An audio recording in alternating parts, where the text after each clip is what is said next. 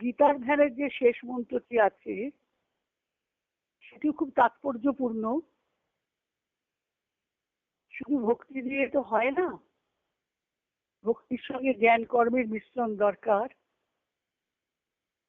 সেখানে বলছেন যজ্ঞ ব্রহ্মা বরুণেন্দ্র রুদ্র মরুত তুন্নন্তি দিব্যৈস্তবৈ। রুদ্র মরুদ ব্রহ্মা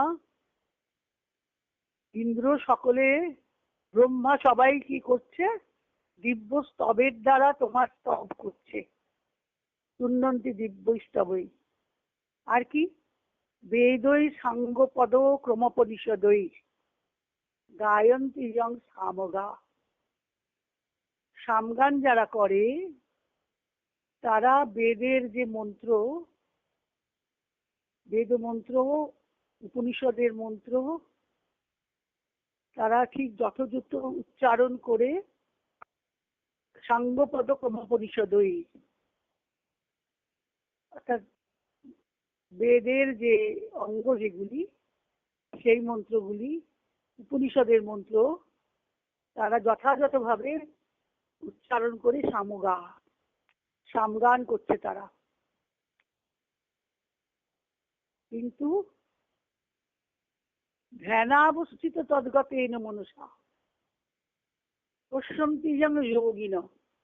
এই মন্ত্রটির মধ্যে বলা হচ্ছে ধ্যানে অবস্থিত যোগীরা যাকে দর্শন করেন, এরকম মনটা বিক্ষিপ্ত মন নয়, তদ্গত মন, তদ্গতেন মনসা পশ্যন্তি ইয়ং যোগিন, যাকে দর্শন করেন। কিভাবে দর্শন করেন? ধ্যানাবস্থিত তদ্গতেন মনসা, মনকে একবারে একাগ্র চিত্ত করে, তদ্গত, তদ মানে ভগবদ্গত, ভগবানেতে নিবিষ্ট করে সমস্ত ইন্দ্রিয়, মনও তো একটা ইন্দ্রিয়, নিবদ্ধ করে যাকে তখন দর্শন করেন। ব্রহ্মা যাকে ব্রহ্মা বরণ রুদ্র মরুত স্তব করছে, সামবেদীরা সামগান করছে যার উদ্দেশ্যে।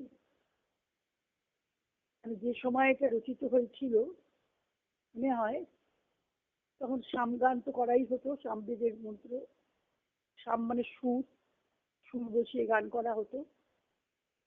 যজ্ঞের সময় বলো, যজ্ঞের পরেও বলো। কিন্তু যাকে সারা স্তব করছে তাকে কেউই জানতে পারে না,